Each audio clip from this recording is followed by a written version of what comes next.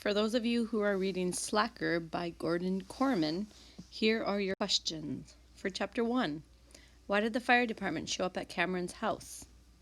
Do you think what Cameron's parents are telling him about gaming is fair? Chapter 2, No.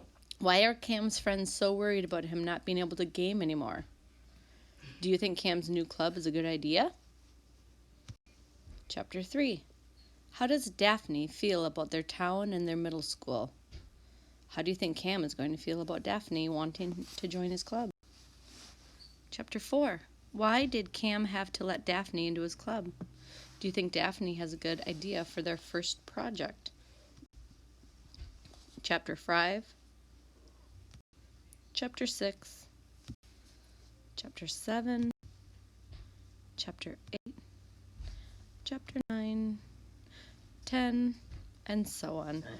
Gus, what about I won't continue saying it.